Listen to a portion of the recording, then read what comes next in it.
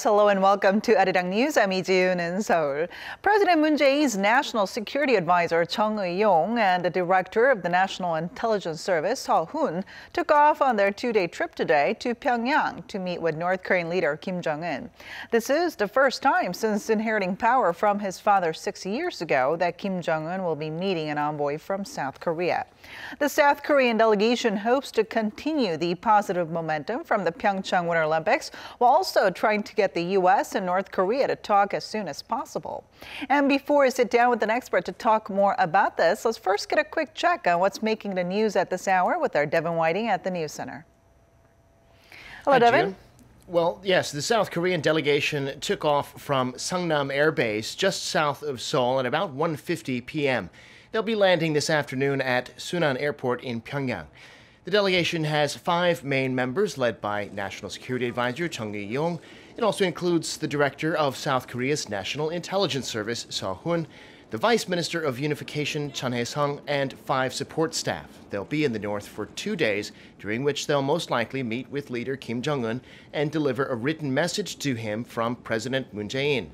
Nothing official about the timing of that meeting has been announced, but South Korean reports say it could happen as soon as tonight or possibly at a luncheon on Tuesday. As head of the South Korean delegation, Chung Eui-yong said above all his goal is to convey President Moon's determination to keep the recent inter-Korean détente going. He also said the trip is meant to reciprocate the visit to South Korea by Kim Jong-un's sister, Kim Yo-jong, who came to Pyeongchang for the Winter Olympics last month. U.S. President Donald Trump looks like he's standing firm on his plan to slap heavy tariffs on imports of steel and aluminum, including those from key U.S. allies like South Korea.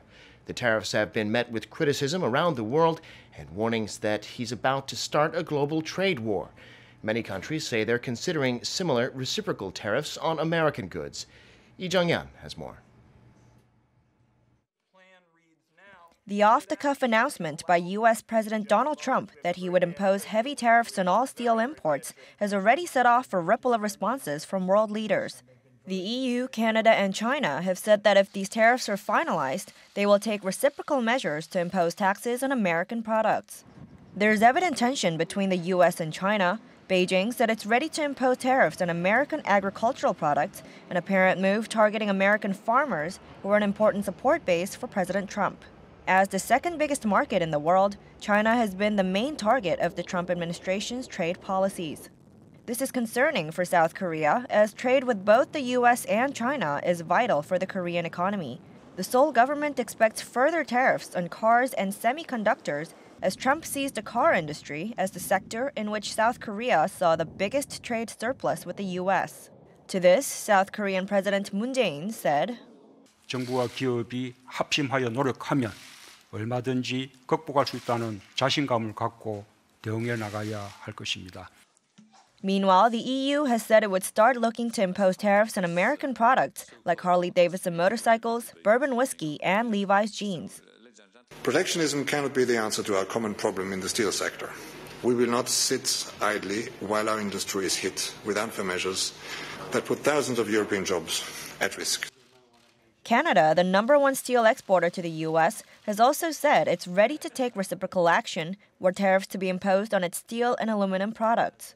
Responding to the fallout, the Washington Post has urged the Trump administration to make exceptions for certain U.S. allies. Its editorial board said Friday that there's no national security risk posed by importing steel and aluminum from treaty allies like Canada, Japan, South Korea, and Germany, and that alienating those countries diplomatically would hurt U.S. interests.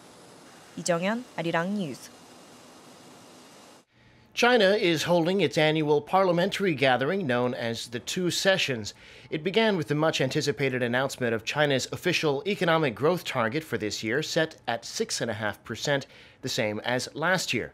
But the focus of the Two Sessions this time will be on scrapping China's 2-term presidential limit. Once ratified, that'll allow Xi Jinping to stay in power indefinitely. Kwon Jang-ho has this report. The second of the Two Sessions, or Lianghui gathering, opened on Monday. Premier Li Keqiang began by announcing the government's economic growth target for the upcoming year. Beijing had decided to maintain its growth target at around 6.5% for a second year running. That comes despite the country's economy exceeding expectations last year, hitting 6.9% growth. The Conservative target is seen as a signal that the government is trying to rein in the nation's spending, reduce debt, and improve overall financial stability. The past few years have witnessed an anemic world economic recovery, volatility in global financial markets, and a sharp rise in protectionism. In China, structural issues and underlying problems have become more acute. Downward pressure on the economy has continued to mount, and we have met with no small numbers of dilemmas. However, economic issues at this year's gathering have been overshadowed by political ones. Last month, Beijing announced that it would be scrapping its two-term presidential limit, clearing the way for President Xi Jinping to stay in office beyond the end of his second term in 2023. That decision is expected to be ratified during the course of the two sessions over the next fortnight. The president's political philosophy, known simply as Xi Jinping thought, is also expected to be integrated into China's constitution. These moves essentially elevate Xi to the same level as China's first communist leader, Mao Zedong, and although it has caused alarm in some circles, the two sessions is largely seen as a rubber stamping ceremony with little objection raised by the 5,000 or so delegates attending. If a good leader comes to power, we should let him remain in that leadership position forever. In this way, there is continuity. It's great. This is the choice of the Chinese people. It's what the Chinese revolutionary cause needs. I really support it. The ending of term limits and other proposed policies will be put to the vote on Sunday. Kwon Jang-woo, Arirang News.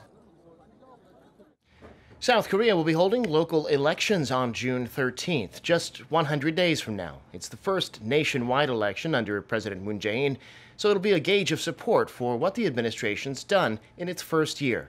Kim Min-ji tells us more. There are exactly 100 days to go until South Koreans head to the polls to pick the men and women they want to represent them. The June 13th local election will see some 3,600 positions up for grabs, including mayors, local councillors, and district office chiefs, across 17 cities and provinces nationwide. It's also the first nationwide poll under the Moon Jae-in administration, meaning the results will be the first real barometer of how the public assesses the young government. Rival parties have their sleeves rolled up to field the best possible candidate in hopes of securing a foothold in local legislative affairs, especially at a time when there's been a major realignment in the political arena with two new parties, the Paramita Party and the Party of Democracy and Peace, on the scene.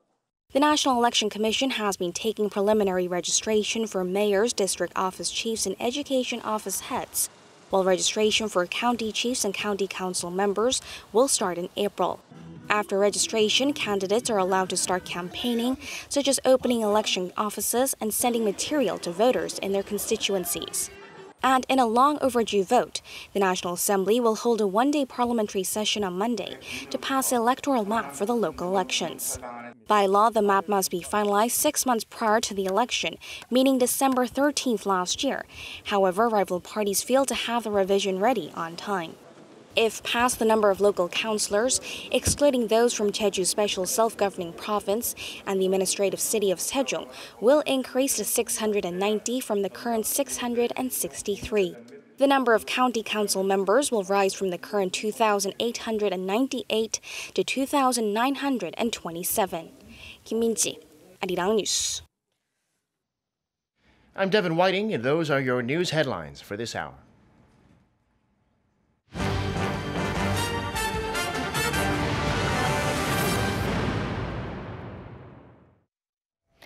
South Korean President Moon Jae-in's senior delegation took a charter flight to North Korea this Monday afternoon for the start of historic talks. Our Moon Gon-young has more. A charter flight carrying South Korean President Moon Jae-in's special delegation led by his top national security advisor and represented by his chief intelligence officer took off for North Korea Monday afternoon, marking the first such visit under the Moon administration and the first in 11 years. Prior to leaving for Pyongyang on Monday, President Moon's national security director leading the delegation said he'll relay the South Korean leader's hopes for North Korean nuclear disarmament and a permanent peace on the Korean peninsula. I will certainly deliver President Moon's firm resolve to achieve a denuclearization of the Korean peninsula and genuine and permanent peace on the Korean peninsula. My team and I will also push for in-depth talks to find ways to help arrange the restart of dialogue between North Korea and the US. North Korea has repeatedly said it will not put its nuclear program on a negotiating table, while the United States has made it clear that it doesn't want talks for the sake of talks and set all options, including military measures, on the table. Chung, a longtime diplomat, heads a 10-member delegation that includes Intelligence Chief Seo Hun, with a 30-year career at South Korea's intelligence agency, who's been involved in the coordination of the two previous inter-Korean summits in 2000 and 2007, and Vice Unification Minister Chun Hae-sung, another veteran official in North Korean affairs, for the next 2 days in Pyongyang that will most likely include talks with leader Kim Jong-un. The high-profile delegation is to reciprocate the trip of North Korean leader Kim Jong-un's sister and special envoy Kim Yo-jong on the occasion of the Pyeongchang Winter Olympic Games. Kim Yo-jong delivered an invitation from her brother for the South Korean president to visit Pyongyang at an early date for what would be a third inter-Korean summit. South Korea's special envoys are also carrying a written message from President Moon, which they may be able to deliver to the North Korean leader as early as Monday evening if Kim shows up to host dinner for the South Koreans.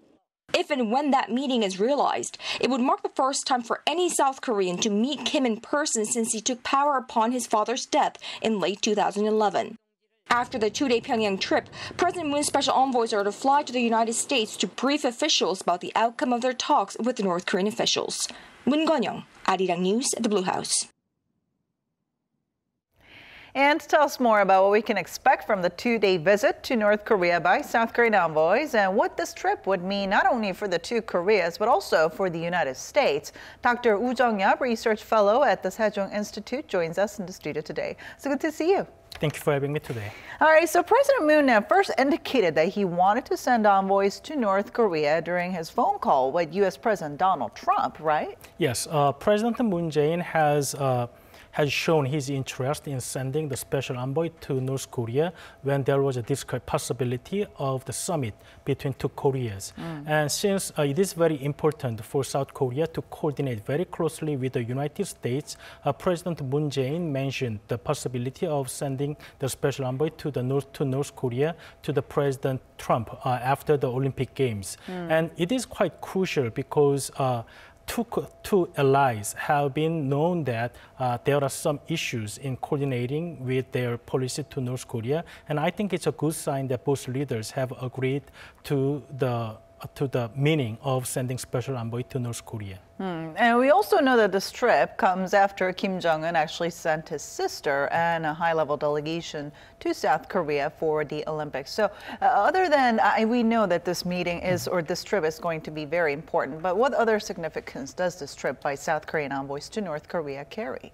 It's not yet officially confirmed by North Korean authority that our special envoys are going to meet North Korean leader Kim Jong-un. But if South Korea's special envoys are going to meet Kim Jong-un, then it's actually first time that any South Korean people meet a North Korean leader. And it's very rare for Kim Jong-un to meet foreign nationals or foreign government officials, even though we know that the American basketball players have met him before. Dennis Rodman. Yes, but it's only like Chinese and Cuban and Syrian government officials are known to meet Kim Jong-un personally. So other than those three countries, no countries actually have met Kim Jong-un personally. So it's a very important opportunity for us to explore what kind of person he is. Now, going back, tell us more about the envoys that President Moon has selected to send to North Korea. The delegation this time is led by Mr. Chung Eui-yong,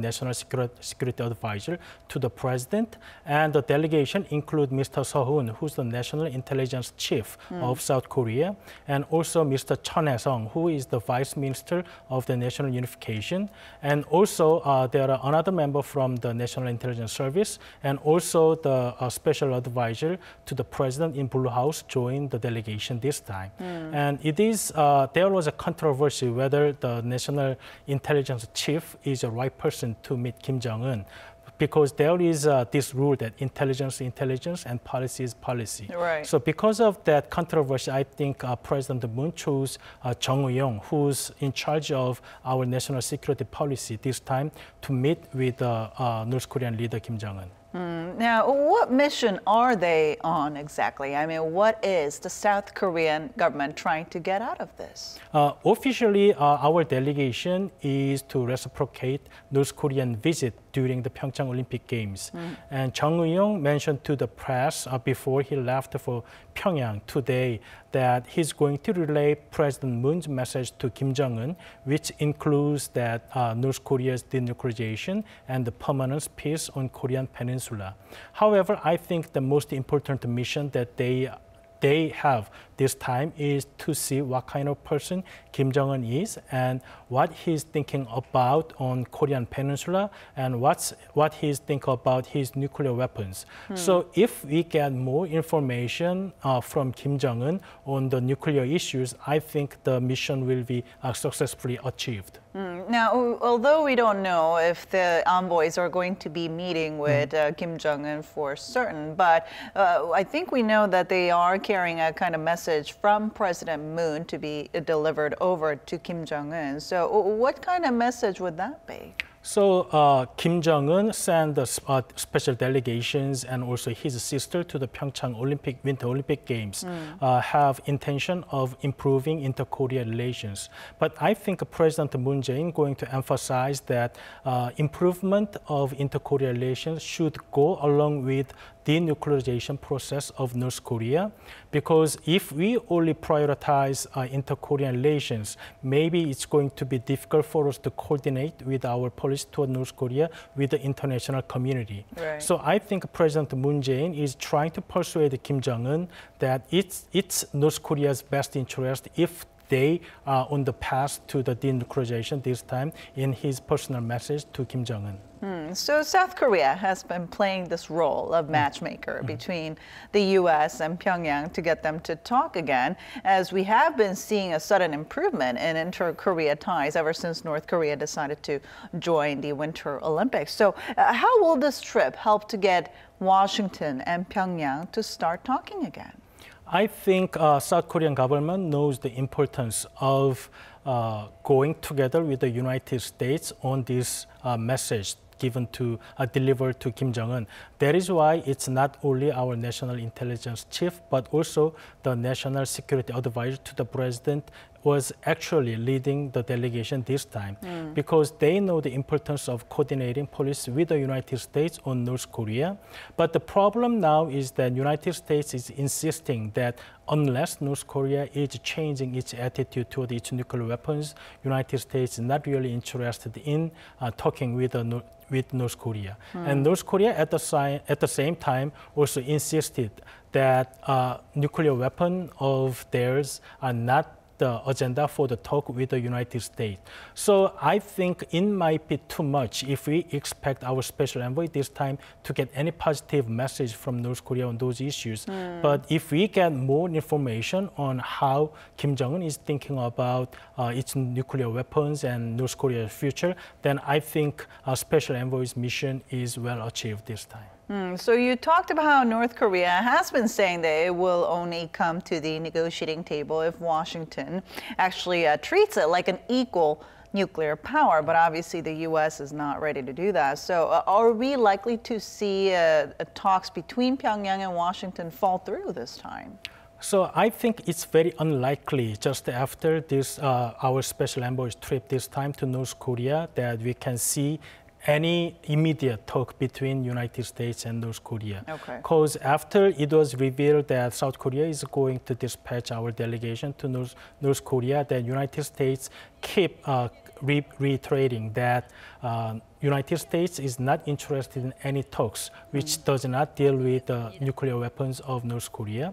And North Korea's newspaper and North Korea's media also mentioned that North Korea's nuclear weapon is not an issue for talks with any other countries.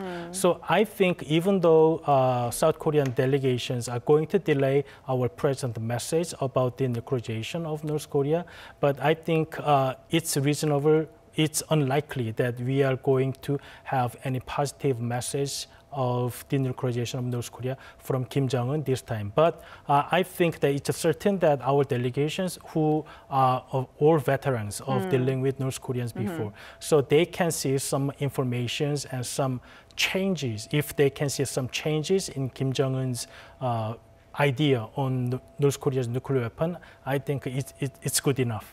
But you know, time is kind of running short for President Moon, considering that South Korea kind of wants to get these talks going before our joint military drills between Seoul and Washington. So what are your thoughts on that? So it totally depends on how North Korea is going to respond to the scheduled South Korea and the United States joint military drills.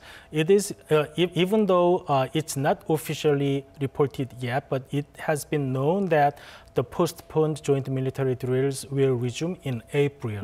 So I think that how North Korea is going to respond to joint military drills in April, going to decide how United States going to perceive the North Korea's intention. If North Korea does not positively respond to the joint military drills, then U.S. might think that North Korea's intention is not sincere in talking with the United States. Okay. Now let's turn our focus back a little bit to issues surrounding the two Koreas, such as possible reunions of separated families from the Korean War, as well as the military talks that the two sides had agreed to hold when they met for the first time in like over 2 years on January 9th, as well as an inter-Korea summit.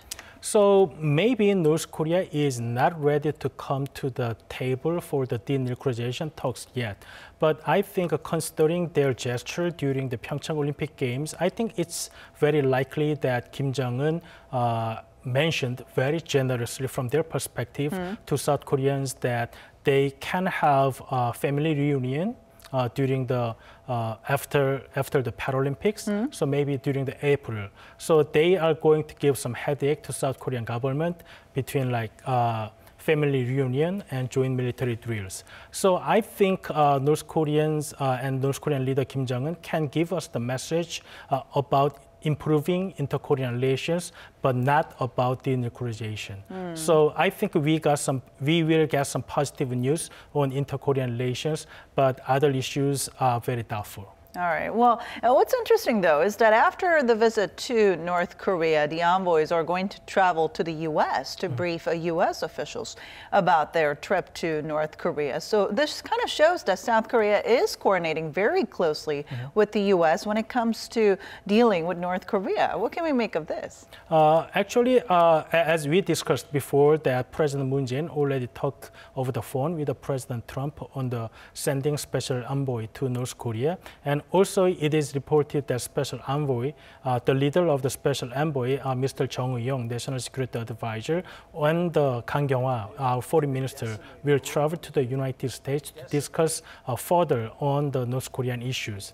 And it totally depends on how North Korean leader is going to talk to Korean special envoy this time. If we get any positive message from Kim Jong-un, then it's much easier for us to convince the United States that North Korea is ready for talk. Right. But if we don't get any positive message from Kim Jong-un, it's going to be very difficult for South Korean government to persuade U.S. that U.S. should talk with North Korea after Paralympics or in the near future. Now, you talked about the Paralympics, which is set to begin on March 9th, I believe. So what are the possibilities of us seeing North Korea possibly sending a high-level delegation again to the South for the event? So we cannot exclude the possibility yet because United States is going to send the Secretary of Homeland Security this time. And also after the special envoy's visit to Pyeongchang this time, maybe there should be another follow-up between South Korea and North Korean government officials. So there are still chances that North Korea can send its special delegation to Pyeongchang Olympic Games, even though their athletes, the number of athletes are much smaller than before. All right. Well, we'll keep our eyes on what happens on that front. Thank you so much for coming in today. And that brings us to the end of our show, but stay tuned to Arirang for more news updates throughout the day. As always, thank you for watching and goodbye for now.